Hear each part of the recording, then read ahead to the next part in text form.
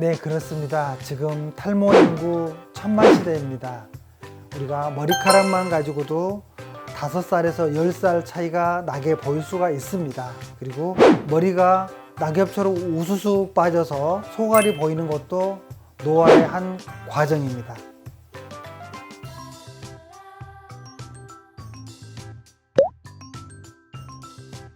네, 물론입니다.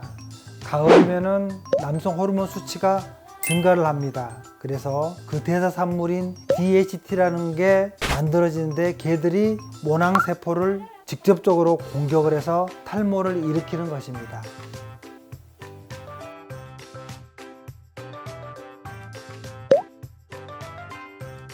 중년 남성이 되게 되면은 모든 대사 기능들이 떨어지게 됩니다. 예를 들면 활성산소는 증가하게 되고요. 그리고 남성 호르몬 수치는 감소하게 됩니다. 또한 아세틸콜린 수치는 떨어지게 되고요. 그리고 알루미늄 수치는 올라가게 됩니다. 이러한 것들의 검사는 탈모 전문 병원을 가셔서 모발 미네랄 중금속 검사를 통해서 초과된 중금속은 해독을 시키고요. 부족한 미네랄은 보충을 해주는 그런 치료를 받게 되는 게 도움이 되겠습니다.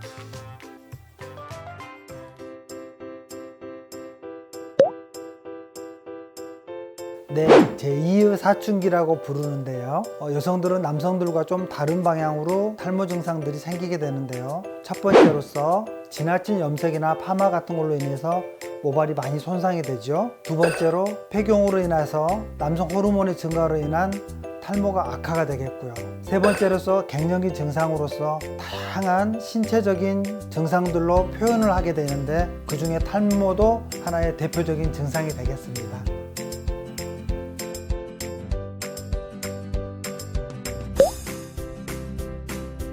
네, FDA에서 승인이 나 있는 바르는 여성 탈모 약물은 3%짜리 미녹시딜 한 가지입니다. 그러나 사용할 때 주의점들이 몇 가지가 있겠죠. 첫 번째는 너무 많이 과용하게 되시면 접촉성 두피염이 와서 좀 가려움증이 생길 수가 있어요. 두 번째는 쉐딩 현상이라고 해서 초기에 갑자기 많이 빠지는 것 같은 그런 느낌을 받을 수가 있어요. 세 번째, 감호증이라고 해서 원하지 않은 부분들에서 솜털이 올라오는 것들을 경험하실 수가 있겠고요. 네 번째로서 혈관 확장제이기 때문에 심혈관 질환이 있는 분들은 주의해서 사용하셔야 됩니다.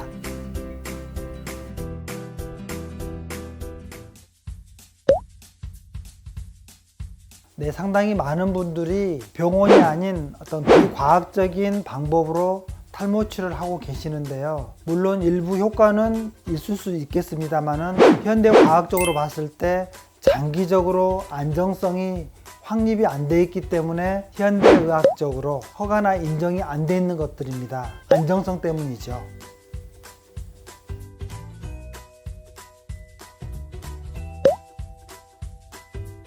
흰머리는 멜라닌 색소가 변색된 상태입니다. 모발색을 결정하는 것이 바로 이 멜라닌 색소이거든요. 그래서 흰머리나 새치가 많다고 해서 단순히 질병이라고 할 수 없습니다.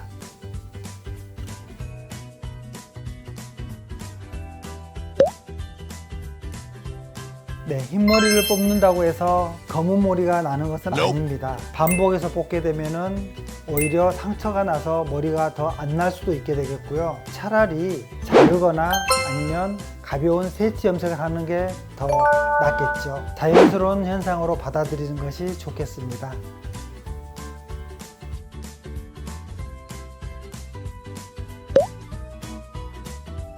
견과류랄지 해조류, 녹조류, 그리고 검은 콩이나 검은 깨 같은 블랙푸드 같은 음식들도 좋습니다. 특히 동물성 지방은 포화지방산이 많아서 두피의 미세 혈류 순환에 장애를 일으킬 수가 있기 때문에 피하시는 게 좋겠습니다.